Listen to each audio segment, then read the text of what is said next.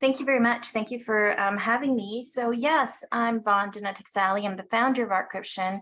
I'm an IP lawyer and arts and entertainment lawyer, and I'm happy to discuss some IP monetization opportunities.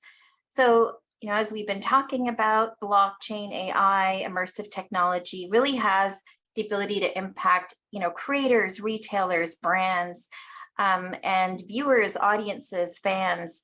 And NFTs have, can really be leveraged by, different film companies, different brands, creators to really bring additional revenue. And that's what I see as being, a huge advantage of NFTs is just this additional revenue monetization streams, along with building those communities and having engagement in a more meaningful way. We've always known the importance of having community, but community takes on a different definition in Web3 with, virtual goods and services being available. So, we're going to see IP monetized in different ways, whether it's through merchandising, ticketing, gaming, rewards, promotions, and just regular digital content, whether it be film, art, or music. So why, NFTs? Well, basically, creators, musicians, film, video, content creators have often had to deal with issues of, distribution, monetizing, protecting their content whenever it's online. And now with NFTs, smart contracts, artists, creators, film producers can now share, protect, and monetize with proper attribution and copyright protection, prove their ownership and authenticity, and build these new revenue streams from their IP. And it's these new digital business models that help with copyright protection, managing clearances through smart contracts, transparent distribution and licensing, all on the blockchain, and really creating these additional monetization streams. And so there's new channels for audiences, distributors, and brands to experience content in a new way. And that's what brings on the additional monetization. So what is an NFT? It's a non-fungible token, a unique digital representation of a virtual, physical, or digital asset, but also it can be an intellectual property right. And it's recorded on the blockchain to help prove ownership and authenticity. NFTs are unique, one of a kind, irreplaceable, stored on the blockchain, and they provide value for consumers. So let's look at the different types of NFTs to get an idea really across the board. And I think the previous speaker touched on this as well, but it's not just artwork, but it can be a film or video moment, sports memorabilia, a game asset, virtual land, memes, domain names, tweets, music, literary, physical real estate.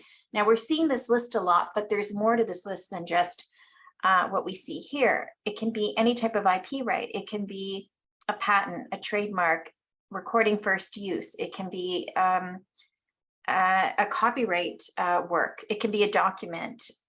Pretty much anything that's unique is can be a type of NFT.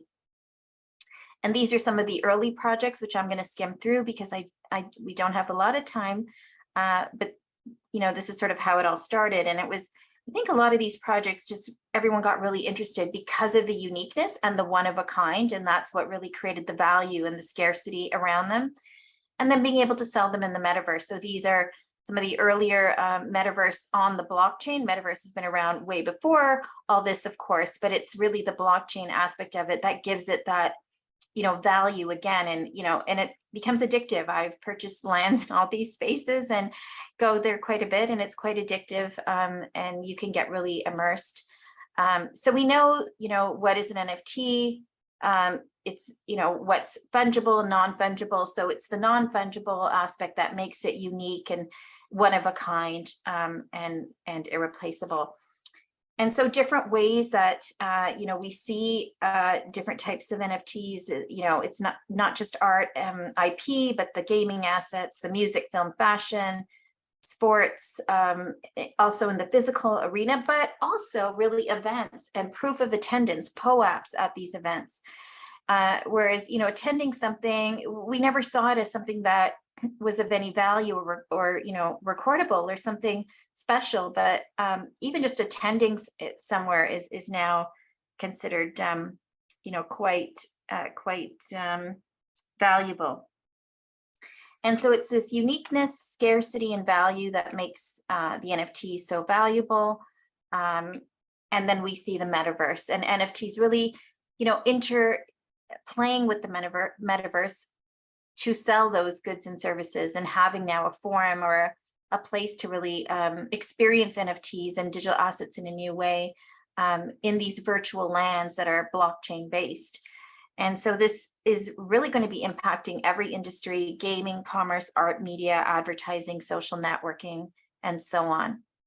But then with that comes the idea of protecting your IP in the metaverse, because as you enter the metaverse now, you want to understand, how do I protect these my assets entering it? So, and we're seeing that with brands. We see Gatorade just file some trademarks applications for Gatorade with virtual beverages and products. Sotheby's opened a virtual gallery in Decentraland. McDonald's and Panera Bread have filed trademarks to cover virtual food and beverage products. Nike sells virtual sneakers as sneaker NFTs. And in fact, 7 million people have visited their store in the last 5 months. And it's actually one of the greatest, the brand that's probably made the most money from NFTs.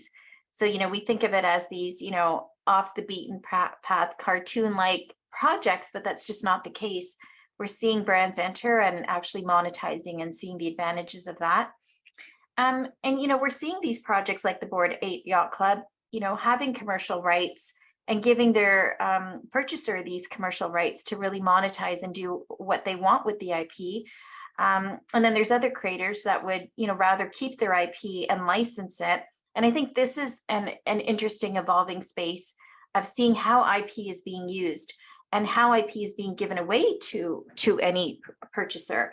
And how can that really be dangerous at the same time? Because if I own the merchandising rights and the commercial rights to Bored Ape, but so do you, well then, how does the consumer know what's authentic? And doesn't that create like more competition? And isn't the idea of having IP is having that competitive edge? So there's a lot of questions that are being raised. And I'm just really breezing and skimming really fast through this presentation because I want to cover everything. But these are some of the IP business models that we're seeing. The digital assets aspect of it and being able to monetize it, whereas you could never monetize a JPEG before, even an MP4 in a secure way. We're seeing the ability to do licensing with smart contracts. And I think that's going to give a lot of creators more assurance and confirmation of being able to license their IP by having it done with a smart contract and have a computer enforce those terms, which is exciting. And just like with royalties and resale royalties, it's so difficult to track. You have to hire companies to just track, your different royalties and the different terms, the different conditions attached to each one. But once again, being attached to a smart contract, it makes an IP owner, feel more confident on how to license and get their royalties back.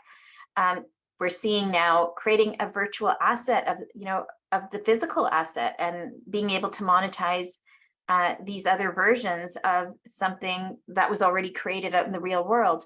So whether it's a phygital, which is a combination of physical and virtual, or just straight on digital or virtual, it's another way of monetizing something that we never really saw before.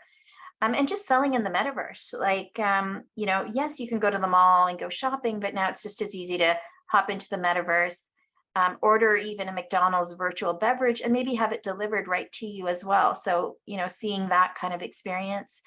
I talked about IP protection, but, derivative content arising from one property, like let's say an artwork, and then that extending into books, movie, and merchandise. It's a lot more easier to do that with on the blockchain. So, there's a lot of benefits to content creators and how they can monetize. So they can sell excerpts of their project or their film or their book or their whatever the case may be as an NFT. And so generate these additional revenue streams. And you can leverage that in art, music, and fashion. You can fund your project or film with NFTs, NFT merchandise. So, you create an artwork or a film, and we do that now with, having t-shirts related to it, but, releasing it as an NFT just has more value. And it's, it's easier to have distribution rights on that. There's ticketing, there's building community and fandom, and then there's experiences. And then there's the bundling of all these things, which I've never seen to this level before with IP. So it's taking something, and you're not just selling that one thing. You're not just selling that physical good, the physical sneaker. You can sell the digital version. You can sell an experience to meet a celebrity with it, and you get access to a community club that only the buyers get. So it's creating more of just, I'm getting one thing. I'm now getting all these touch points and experiences in other ways. And these are all, additional revenue streams and additional ways for creators to make money. And so this is a slide that I really wanted to get to because I think it's so powerful when we talk about NFTs and IP. And what Yuga Labs has really done with their brand, the Bored Ape Yacht Club, which literally it started off as artwork, and now it's become, including a membership in a private club, but now it's extended into fashion, music, food, beverages, physical goods, community, toys, podcasts, education, studios, a talent agency, and the list goes on. This is their whole IP ecosystem, how they took one brand and, one aspect of their brand and, just monetized it in so many ways in different industries. So, when you're looking at your NFT, it's not just the primary sale, but now you're getting revenue from the secondary sale. Now you're getting revenue from the licensing of it. And now with the derivative content and all recorded, on the blockchain. So this is my platform and Artcryption, and this is, we're really looking at, this very thing and making it easier for creators to do that. I wanted to also point out this project, which I'm sure you've heard of as well, the World of Women NFTs. This is another example of taking one IP and really extending it into different monetization streams. And so this started again as just a project of different artwork of women, and now is turning into a film and movie series. Reese Witherspoon's production studio is purchased the rights and converting it to movie and TV series. Someone else, Gio Seri, is now representing it in media and product deals. The NFT holders have a say in the creation of future products. So once again, taking something that's just one, medium or one copyright, category, and now really extending that. And we've seen the same thing with CryptoPunks, which at the very beginning, just started off with these computer algorithmic characters that were unique. And now they've been signed on with United Talent Agency, a Hollywood talent agency, to really take their IP into film, TV, video games, and beyond. And here's just some other examples. Yeah, so that's pretty much about it, because I wanted to keep this short and within my 15 minutes. But if anyone has any questions, feel free to let me know.